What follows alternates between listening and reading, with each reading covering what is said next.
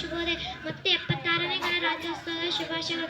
British ಆಳ್ವಿಕೆಯಿಂದ ನಮಗೆ 1947ರಲ್ಲಿ ಸ್ವತಂತ್ರವಾದ ಬಳಿಕ ನಮ್ಮ ದೇಶ ತನ್ನದೇ ಆದ ಸಂವಿಧಾನ ಹೊಂದಿರಲಿಲ್ಲ.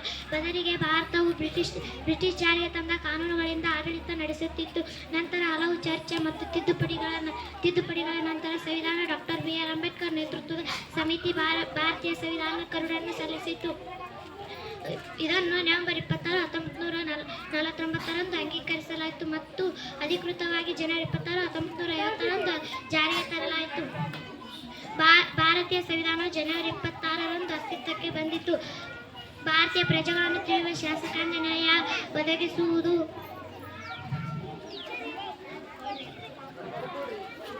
ಒದಗಿಸುವುದು, ನ್ಯಾಯಾಂಗ ಜನರಿಗಾಗಿ ಮಾಡುವ ಕಾರ್ಯಾಂಗಗಳು ಹೇಗಿರಬೇಕು, ಯಾವೆಲ್ಲ ನೀತಿ ನಿಯಮಗಳು ಕಟ್ಟಳೆ ಅವರು ಪಾಲಿಸಬೇಕು ಎಂಬೆಲ್ಲ ಸೂಚನೆಗಳನ್ನು ಹಾಕಿಕೊಟ್ಟ ಸಮಗ್ರ ಮಾಹಿತಿಗಳ ಗುಚ್ಛವೇ ನಮ್ಮ ಸಂವಿಧಾನ ಎಂಬ ಹೇಳಬಹುದು.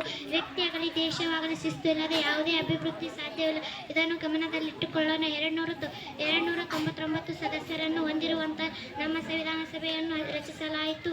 ಡಾಕ್ಟರ್ ರಾಜೇಂದ್ರ ಪ್ರಸಾದ್ ಅವರು ಈ ಸಂವಿಧಾನ ಸಭೆಯ ಅಧ್ಯಕ್ಷತೆ ವಹಿಸಿದ್ದರು. ಇವರ ಮೊದಲ ಸಭೆ ಡಿಸೆಂಬರ್ 1946ರಲ್ಲಿ ನಡೆಯಿತು ಮತ್ತು 2 ವರ್ಷ 11 ತಿಂಗಳು 18 ದಿನಗಳಲ್ಲಿ ಅಂತಿಮವಾಗಿ ನವೆಂಬರ್ 26, 1949ರಂದು ಪೂರ್ಣಗೊಂಡಿತು.